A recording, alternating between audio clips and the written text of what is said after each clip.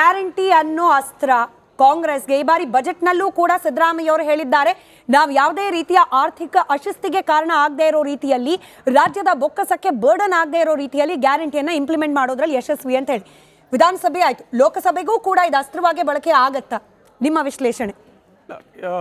ಸಾಮಾನ್ಯವಾಗಿ ಏನಾಗಿದೆ ಅಂದ್ರೆ ಈ ಲೋಕಸಭೆ ಮತ್ತು ದೇಶದ ಚುನಾವಣೆ ಜನರಲ್ ಎಲೆಕ್ಷನ್ಸ್ ಕಳೆದ ಸುಮಾರು ದಿಸ್ ಇಸ್ ಪ್ರಾಬ್ಲಿ ಥರ್ಡ್ ಮೂರನೇ ಎಲೆಕ್ಷನ್ ನಾನು ನೋಡ್ತಾ ಇರೋದು ಈ ಒಂದು ಆಧಾರದ ಮೇಲೆ. ಏನಂದ್ರೆ ಭಾವನಾತ್ಮಕ ವಿಚಾರಗಳು, ಎಮೋಷನಲ್ ವಿಚಾರಗಳು, ಅದು ಪುಲ್ವಾಮಾ ಆಗಿರಲಿ, ಇನ್ನೊಂದಾಗಿರಲಿ, ಮತ್ತೊಂದು ಕೆಲವೊಂದು ಅನೇಕ ವಿಚಾರಗಳನ್ನ ಆಡಿಯನ್ಸ್ ಹೇಳಿದ್ರಲ್ಲ, ಈ ಭಾವನಾತ್ಮಕ ವಿಚಾರದ ಮೇಲೆ ಚುನಾವಣೆಯನ್ನ ನಡೆಸ್ತದೆ ಬಿಜೆಪಿ, NDA.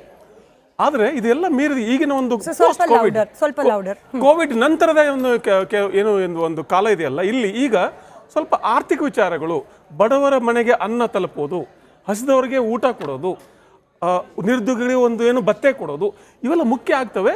ಈ ಭಾವನಾತ್ಮಕತೆಗಿಂತ ಮೀರಿದ ವಿಚಾರಗಳು ಇವು. ಭಾವನಾತ್ಮಕತೆ, ಸೆಂಟಿಮೆಂಟಾಲಿಟಿ ಅದಕ್ಕೊಂದು ಲಿಮಿಟ್ ಇರ್ತದೆ. ಕರ್ನಾಟಕದ ಮಟ್ಟಿಗೆ ಎಷ್ಟೇ ಆಗಲಿ, ಆದರೆ ಒಂದು ಇದರಲ್ಲಿ ಹೇಳ್ತೇನೆ ನಾನು, ಇಷ್ಟು ಹೇಳಿದ್ಮೇಲೂ ಕೂಡ ಎಷ್ಟೇ ಸಿದ್ದರಾಮಯ್ಯನ ಗ್ಯಾರಂಟಿ ಯೋಜನೆಗಳು ಪರಿಣಾಮಕಾರಿ ಆದರೂ ಕೂಡ ಅದು ಬಿಜೆಪಿಯ ಸಾಂಪ್ರದಾಯಿಕ ಓಟನ್ನು ಈಚೆ ತರೋದಿಲ್ಲ. ಹಾಗೇನೆ ಬಿಜೆಪಿ ಎಷ್ಟೇ ರಾಮ ಮಂದಿರ ಇತ್ಯಾದಿ ರಾಜಕಾರಣ ಮಾಡಿದ್ರು ಕೂಡ ಬಿಜೆಪಿ ಸಾಂಪ್ರದಾಯಿಕ ಒಂದೇ ಒಂದು ಓಟನ್ನು ಈಚೆ ತರೋದಿಲ್ಲ. So this is more about consolidation of votes on either side. ಆದರೆ ಮುಖ್ಯವಾಗಿ ದೇಶದ ಆಡಳಿತ ಮತ್ತು ರಾಜ್ಯದ ಆಡಳಿತ ನಡಿಬೇಕಾದ್ದು ಆರ್ಥಿಕ ಮತ್ತು ಅಭಿವೃದ್ಧಿ ವಿಚಾರಗಳ ಮೇಲೇನೆ. ಆದರೆ ಅನ್ಫಾರ್ಚುನೇಟ್ಲಿ ಅನೇಕ ವರ್ಷಗಳಿಂದ ದೇಶದ ಚುನಾವಣೆ ಮಾತ್ರ ಈ ಒಂದು ಭಾವನಾತ್ಮಕ ವಿಚಾರಗಳು ನಡೀತಾ ಇದೆ. That is something to worry about. ನಿಜ ನಿಜ. ಇವತ್ತು ಮತ್ತೊಂದು ಕಡೆ ಚಂದ್ರಶೇಖರ್ ಅವರೇ, ಕಾಂಗ್ರೆಸ್ನ ನಾಯಕರೆಲ್ಲರೂ ಕೂಡ ಡೆಲ್ಲಿಗೆ ಹೋದ್ರು, ಅಲ್ಲಿ ಪ್ರತಿಭಟನೆ ಮಾಡಿದ್ರು. ನಾನಲ್ಲಿ ಪ್ರಶ್ನೆ ಕೇಳಿದೆ, ನಾನು ಹೋಗಿದ್ದೆ ಕಾಂಗ್ರೆಸ್ ನಾಯಕರಿಗೆ, ಯಾಕೆ ಇಲ್ಲಿಗೆ ಬಂದು ಪ್ರತಿಭಟನೆ ಮಾಡ್ತಾ ಇದ್ದಾರೆ? ಕರ್ನಾಟಕದಲ್ಲೇ ಜಾಗ ಇತ್ತಲ್ಲ, ಫ್ರೀಡಮ್ ಪಾರ್ಕ್ ಇತ್ತು, ವಿಧಾನಸೌಧದಲ್ಲಿ ಗಾಂಧಿ ಪ್ರತಿಮೆ ಮುಂದೆ ಕೂತು ಪ್ರತಿಭಟನೆ ಮಾಡ್ಬೋದಿತ್ತಲ್ಲ ಅಂತೇಳಿ. ಸರ್, ನಮ್ಮ ತೆರಿಗೆ ನಮಗೆ ಕೊಡ್ತಾ ಇಲ್ಲ, ಹಾಗಾಗಿ ನಾವು ಇಡೀ ದೇಶಕ್ಕೆ ಕೇಳಿಸ್ಬೇಕು ಅಂದರೆ ನಾವು ರಾಷ್ಟ್ರ ರಾಜಧಾನಿಗೆ ಬಂದು ಇಲ್ಲಿ ಕೂತು ಪ್ರತಿಭಟನೆ ಮಾಡ್ತಾ ಇದೀವಿ ಅಂತೇಳಿ. ಈ ತೆರಿಗೆ ಕದನ ನೀವು ನೋಡಿದ್ರೆ ಶ್ವೇತಪತ್ರ ಹೊರಡಿಸ್ತೀರಿ, ಅವ್ರು ನೋಡಿದ್ರೆ ನಮಗೆ ಸಿಗ್ಬೇಕಾಗಿರುವಂಥ ಪಾಲನೆ ಕೊಡ್ತಾ ಇಲ್ಲ ಅಂತಾರೆ. ಏನಿದು ಕನ್ಫ್ಯೂಷನ್? ಯಾರು ಜನ ಮಾಡ್ಕೊಳ್ತಾವ್ರೆ? ಇನ್ನೂ ಒಂದು ನರೇಶನ್ ಏನಂದ್ರೆ, ಗ್ಯಾರಂಟಿಗಳು ಫ್ಲಾಪ್ ಆಗ್ಲಿ ಅಂತಲೇ ತೆರಿಗೆ ವಂಚನೆ ಮಾಡ್ತಿದ್ದಾರೆ, ಆರ್ಥಿಕವಾಗಿ ಹೊರೆ ಆಗ್ಲಿ ಗ್ಯಾರಂಟಿ ಅಂತಾನೆ ತೆರಿಗೆಯಲ್ಲಿ ವಂಚನೆ ಮಾಡ್ತಿದ್ದಾರೆ ಕೇಂದ್ರ ಸರ್ಕಾರ ಅನ್ನೋ ವಿಶ್ಲೇಷಣೆ ಕೂಡ ಇದೆ. ಈಗಲೇ ಹೇಳ್ಬಿಡ್ತೀನಿ ಚಂದ್ರಶೇಖರ್ ಅವರೇ, ನಮಗೆ ಪರ್ಸೆಂಟೇಜು ಅಷ್ಟು ಇಷ್ಟು ನಮ್ಗೆ ಗೊತ್ತಿಲ್ಲ, ನಮಗೆ ಏನ್ ಸಿಗುತ್ತೆ ಜನಸಾಮಾನ್ಯರಿಗೆ ಏನಪ್ಪ ಅದೇ ತಾನೇ ಯೋಚನೆ ಮಾಡೋದು. ಇವರು ನಮಗೆ 1.2% ಕೊಡ್ತೀವಿ, 2. ಅದು ಯಾರಿಗೆ ಬೇಕು? ಜನಸಾಮಾನ್ಯರಿಗೆ ಅರ್ಥ ಆಗೋ ರೀತಿಯಾಗಿ ಹೇಳಿ. ಎಕ್ಸಾಕ್ಟ್ಲಿ. ನೋಡಿ, ಇಡೀ ದೇಶದಲ್ಲಿರ್ತಕ್ಕಂತಹ 30 ರಾಜ್ಯಗಳಲ್ಲಿ ಎಲ್ಲೂ ಇಲ್ಲಿರ್ತಕ್ಕಂಥ ಪ್ರಾಬ್ಲಮ್ ಚಿಲ್ಲರೆ ರಾಜಕಾರಣ ಮಾಡ್ತಿರ್ತಕ್ಕಂಥ ಕೇವಲ ಸಿದ್ದರಾಮಯ್ಯನವರು. ಮೊದಲನೇದು, on the floor of the house, ಪಾರ್ಲಿಮೆಂಟಲ್ಲಿ ಏನು ಇವು ಹಣಕಾಸು ಸಚಿವರು ಪಾರ್ಲಿಮೆಂಟಲ್ಲಿ ಹೇಳಿದ್ದಾರೆ ಒಂದೇ ₹1 ತೆರಿಗೆ ಬಾಕಿ ಇಲ್ಲ ಅಂತೇಳಿ. ಏನಾದರೂ ತಪ್ಪಾಗಿದ್ರೆ ಅವರ ಮೇಲೆ ಹಕ್ಕುಚ್ಯುತಿ ಮಂಡಿಸ್ಬೋದು, ಯಾಕೆಂದರೆ ಪಾರ್ಲಿಮೆಂಟಲ್ಲಿ ನಿಂತ್ಕೊಂಡು ಹೇಳಿದ್ದು ಹಕ್ಕುಚ್ಯುತಿ ಮಂಡಿಸ್ಬೋದು, ಫೈನಾನ್ಸ್ ಇದಕ್ಕೆ ಕಂಪ್ಲೇಂಟ್ ಕೊಡ್ಬೋದು, ಸುಪ್ರೀಂ ಕೋರ್ಟ್ಗೂ ತಗೊಂಡೋಗ್ಬೋದು. ಒಂದೇ ಒಂದು ತುಟುಕ್ ಪೀಟಿಕೆ ಅಂತ ಉಸಿರು ಬಿಟ್ಟಿಲ್ಲ. ಅವ್ರು ಕೇಳಿರ್ತಕ್ಕಂಥ ಒಂದು ಪ್ರಶ್ನೆಗೂ ಉತ್ತರ ಹೇಳ್ತಿಲ್ಲ. SGST ₹1 ಬ್ಯಾಲೆನ್ಸ್ ಇದೆಯಾ? ಬ್ಯಾಲೆನ್ಸ್ ಇಲ್ಲ. IGST 50% ಕೊಡಬೇಕು, ಬ್ಯಾಲೆನ್ಸ್ ಇದೆಯಾ? ಬ್ಯಾಲೆನ್ಸ್ ಇಲ್ಲ. CGST ಒಳಗಡೆ 42% ಕೊಡಬೇಕು, ಬ್ಯಾಲೆನ್ಸ್ ಇದೆಯಾ? ಬ್ಯಾಲೆನ್ಸ್ ಇಲ್ಲ. ಉಳಿದ 9% ಅಪ್ರೂವ್ಡ್ ಆಗಿದೆ, ಬ್ಯಾಲೆನ್ಸ್ ಇದೆಯಾ? ಬ್ಯಾಲೆನ್ಸ್ ಇಲ್ಲ. ಈವನ್ ₹1 ಬ್ಯಾಲೆನ್ಸ್ ಇಲ್ಲ ಅಂತೇಳಿ ಮತ್ತೆ ಮತ್ತೆ ಹೇಳಿದ್ರು ಇವ್ರು ಚಾಲೆಂಜ್ ಮಾಡೋದೇ ಇಲ್ಲ. ಅಲ್ಲಿಂದ ಓಡ್ ಬಂದು ಇಲ್ಲಿ ಪ್ರಶ್ನೆಗಳ ಮುಂದೆ ಬಾಯ್ಬಿಡ್ಕೊಳ್ಳೋದು ಮೊದಲನೇದು. ಎರಡನೇದು, ಬರ ಪರಿಹಾರಕ್ಕೂ ಕೂಡ ಬಹಳ ಸ್ಪಷ್ಟನೆ ಕೊಟ್ಟರು. ಮುಂಚೆ ಕೊಟ್ಟಿರ್ತಕ್ಕಂಥ ₹6,840 ಕೋಟಿ ಇನ್ನು ಯುಟಿಲೈಸ್ ಮಾಡಿಲ್ಲ. ಈಗ ಯಾಕೆ ಮತ್ತೆ ಕೇಳ್ತಿದ್ದೀರಿ ಅಂತ ಹೇಳಿದ್ರೆ ಅದಕ್ಕೂ ಕೂಡ ಉತ್ತರ ಕೊಡೋದಿಲ್ಲ. ಯಾವುದೇ ಅಂಕಿಅಂಶ ಈಗ ನೀವು CGST ಹೇಳಿದ್ರಿ, SGST ಹೇಳಿದ್ರಿ. ಸರ್, ನಾನೀಗ ಹೋಟ್ಲಿಗೆ ಹೋಗ್ತೀನಿ, ಇವತ್ತು ಒಂದು ಪ್ಲೇಟ್ ಇಡ್ಲಿ ಕೇಳಿದ್ರೆ ₹20 ಇವತ್ತು ಹೇಳ್ತಾನೆ, ನಾಳೆ ₹30 ಅದೇ ಹೋಟ್ಲಲ್ಲಿ ಹೇಳ್ತಾನೆ. ಯಾಕಪ್ಪ ಅಂದರೆ GST ಅಂತ ಹೇಳ್ತಾರೆ. ನನಗೆ ಹೊಟ್ಟೆ ತುಂಬಬೇಕು, ನನ್ನ ಜಾಬಲ್ಲಿ ₹20 ಇದೆ. ಯಾಕೆ ಜಾಸ್ತಿ ಆಯಿತು? ಯಾರು ಜಾಸ್ತಿ ಮಾಡಿದ್ರು? ಜನ ಕೇಳ್ತಿರೋದು. ನೀವು ಶ್ವೇತಪತ್ರ ಹೊಡಿಸ್ತಿರೋ, ಹಕ್ಕುಚ್ಯುತಿ ಮಂಡಿಸ್ತಿರೋ, ಕ್ಯಾಬಿನೆಟ್ನಲ್ಲಿ ಹೇಳ್ತಿರೋ, ಅಥವಾ ಅಲ್ಲಿ ಸದನದಲ್ಲಿ ಹೇಳ್ತಿರೋ, ನಮ್ಗೆ ಅದು ಬೇಡ. ಯಾಕೆ ತೆರಿಗೆ ವೆಚ್ಚದಲ್ಲಿ ಜನಸಾಮಾನ್ಯರಿಗೆ ಅರ್ಥ ಆಗೋ ರೀತಿಯಾಗಿ ತಲುಪಿಸುವಂತ ಕೆಲಸಗಳನ್ನ ಮಾಡ್ತಿಲ್ಲ? ಯಾಕೆ? ಇದೇ ಮಾತನ್ನ ಹೇಳ್ತಾ ಇರೋದು. ಆನ್ ದ ಫ್ಲೋರ್ ಹೌಸಸ್ ಹೇಳಿದ್ರೆ ವಿತ್ತ ಸಚಿವರೇ ಹೇಳಿದ ಮೇಲೆ ತಪ್ಪಿದಿದ್ರೆ ತಕ್ಷಣ ಹಕ್ಕುಚ್ಯುತ ಮುಂದಿಸಬಹುದಾಗಿತ್ತು. ಒಂದೇ ₹1 ಬ್ಯಾಲೆನ್ಸ್ ಇಲ್ಲ ಅಂತೇಳಿ ಮತ್ತೆ ಮತ್ತೆ ರಿಪೀಟ್ ಆಗಿ ವಿತ್ ಡಾಕ್ಯುಮೆಂಟ್ ಪಾರ್ಲಿಮೆಂಟ್ ಅಲ್ಲಿ ಕೊಡ್ತಿರೋದು. ಇವ್ರ ತರ ಹಾರ್ಕೆ ರೋಡಲ್ಲಿ ಪೀಡಲ್ಲಿ ಕುತ್ಕೊಂಡು ಹೇಳ್ತಾ ಇಲ್ಲ, ಪಾರ್ಲಿಮೆಂಟ್ ಅಲ್ಲಿ ವಿತ್ ಡಾಕ್ಯುಮೆಂಟ್ಸ್ ಹೇಳ್ತಾ ಇದ್ದಾರೆ. ಅದಕ್ಕೆ ಇವ್ರು ಉತ್ತರ ಕೊಡೋದೇ ಇಲ್ಲ, ಕೇವಲ ರಾಜಕಾರಣ ಮಾಡ್ತಾ ಮಾಡ್ಕೊಂಡು ಕೂತಿದ್ದಾರೆ.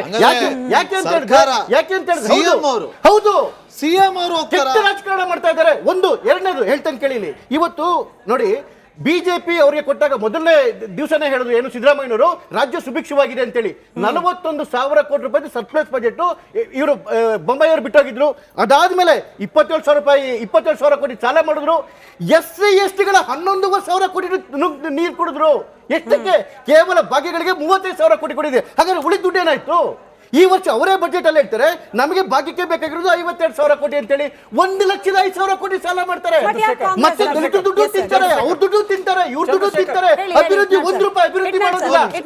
ಸಿಂಗಲ್ ರೂಪಿ ಫಾರ್ ಡೆವಲಪ್ಮೆಂಟ್ ಇಲ್ಲಿವರೆಗೂ ಬಸವರಾಜ್ ನೀವೇ ಹೇಳಿ, ಇಲ್ಲಿವರೆಗೂ 7 ತಿಂಗಳಾಯ್ತು, ಒಂದೇ ಒಂದು ಸಣ್ಣ ಅಭಿವೃದ್ಧಿ ಕೆಲಸ ಆಗಿದೆಯಾ? ಒಂದು ಶಂಕುಸ್ಥಾಪನೆ ಆಗಿದೆಯಾ? 1 ಕಿಲೋಮೀಟರ್ ಒಂದು ಸಿಂಗಲ್. ಇದೆಲ್ಲ ಸರಿ. ನಿಮ್ಮ ಹಕ್ಕುಚ್ಯುತಿ ಸುಪ್ರೀಂ ಕೋರ್ಟ್ ಪ್ರೊಸೀಜರಲ್ ಮ್ಯಾಟರ್ ಇದು. ಇವತ್ತು ಬರಬೇಕು, ಅದು ಇವತ್ತೇ ಬರಬೇಕಾಗುತ್ತೆ ರಾಜ್ಯದ ಜನತೆಗೆ. ಅದೆಲ್ಲ ಬದಿಗಿಡೋಣ. ಅನ್ನಭಾಗ್ಯಕ್ಕೆ ಅಕ್ಕಿ ಕೊಡೋದಕ್ಕೆ ನಾವು ರಾಜ್ಯ ಸರ್ಕಾರದಿಂದ ₹34 ಕೊಡ್ತೇವೆ ಕೆಜಿಗೆ, ಕೊಡಿ, ನಾವು ಉಚಿತ ಕೊಡ್ತೇವೆ ಜನಸಾಮಾನ್ಯರಿಗೆ ಅಂತ ಹೇಳಿದ್ರೆ ನಿಮ್ಮಲ್ಲಿ ಸ್ಟಾಕ್ ಇಲ್ಲ. ಈಗ ₹21 ಮೇಲೆ ಅಕ್ಕಿ ಮಾರ್ತಿದ್ರೆ ಫ್ರೀಯಾಗಿ ಕೊಡ್ತಿಲ್ಲ ನೀವು. ಇದು ಎಂತ ರಾಜಕಾರಣ ಇದು?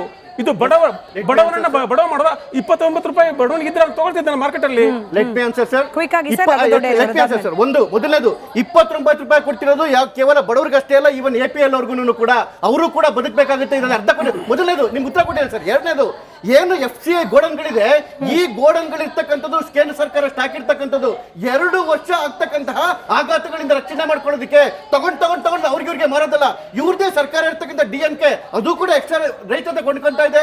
ಇವ್ರದೇ ಸರ್ಕಾರ ಇರ್ತಕ್ಕಂಥ ಹಿಮಾಚಲ ಪ್ರದೇಶ ರೈತರ ಕೊಂಡ್ಕೊಂತ ಇದೆ. ಬಿಜೆಪಿ ಇರ್ತಕ್ಕಂಥ UPA ರೈತರ ಕೊಂಡ್ಕೊಂತ ಇದೆ. UP ಸರ್ಕಾರ, ಗುಜರಾತ್ ಸರ್ಕಾರ ರೈತರ ಕೊಂಡ್ಕೊಂತ ಇದೆ.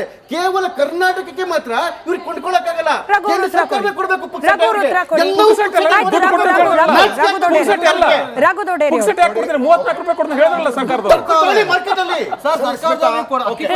ಎರಡು ವಿಚಾರವನ್ನ ನಮ್ಮ ಮಿತ್ರರು ಹೇಳಿದ್ದಾರೆ. ಮೊದಲನೇದಾಗಿ ಬಿಜೆಪಿ ಅಂದ್ರೆ ಸುಳ್ಳಿನ ಕಂತೆ, ಬಡಾಯಿ ಬಿಜೆಪಿ, ಬಂಡಲ್ ಬಿಜೆಪಿ ಅಂತ ರಾಜ್ಯ ಜನತಾ ಮಾತಾಡಬೇಡಿ ಪ್ಲೀಸ್. ನೀವು ನನ್ನ ಮಾತನ್ನ ಸುಳ್ಳು ಹೇಳೋದು ನಿಜ ಅಂತ ಅರ್ಥ. ಆಯ್ತು, ನೀವು ನನ್ ಮಾತಾಡಕ್ ತಡಿತೀರಾ ಅಂದ್ರೆ ನೀವು ಹೇಳಿರೋದು ಸುಳ್ಳು ಅಂತ ಸತ್ಯ ಹೇಳ್ತಾ ಇದ್ದಾರೆ. ಸೊ ಇವರು ಮೊದಲನೇ ಪ್ರಶ್ನೆ ಒಂದು ಟ್ಯಾಕ್ಸ್ ಬಗ್ಗೆ ಮಾತಾಡಿದ್ರು. ಕರ್ನಾಟಕ ರಾಜ್ಯಕ್ಕೆ ಸ್ಮಿತಾ ತಾವು ಕೂಡ ಹೇಳಿದಿರಿ, ನಿನ್ನೆನೂ ಕೂಡ ಮಾನ್ಯ ಸಿದ್ದರಾಮಯ್ಯನವರು ಅಸೆಂಬ್ಲಿನಲ್ಲಿ ಕುತ್ಕೊಂಡು 5,300 ಕೋಟಿ ಸ್ಪೆಷಲ್ ನಮ್ಮ ಅಪ್ಪರ್ ಭದ್ರಾ ಪ್ರಾಜೆಕ್ಟ್ಗೆ ದುಡ್ಡು ಬಂದಿಲ್ಲ ಅಂತ ಹೇಳಿ ನಿನ್ನೆನೂ ಕೂಡ ಹೇಳಿದ್ದಾರೆ. ಅದನ್ನ ಇವರು ಫಂಡ್ ಅನ್ನ ಇಲ್ಲಿವರೆಗೂ ಒಂದು ಡಾಕ್ಯುಮೆಂಟ್ ರಿಲೀಸ್ ಮಾಡಿಲ್ಲ. ದುಡ್ಡು ಯಾವಾಗ ರಿಲೀಸ್ ಮಾಡಿದೀವಿ ಅಂತ ಹೇಳಿ ಇನ್ನೂ ಮಾಡಿಲ್ಲ. ಅದು ಕರ್ನಾಟಕಕ್ಕೆ ಮಾಡಿದ ಬಿಜೆಪಿಯ ಮಹಾದ್ರೋಹ, ರೈತರಿಗೆ ಮಾಡಿದ ಮಹಾದ್ರೋಹ ಮೊದಲನೇದು. ಎರಡನೇದು 2019ರಲ್ಲಿ ಒಂದ್ ನಿಮಿಷ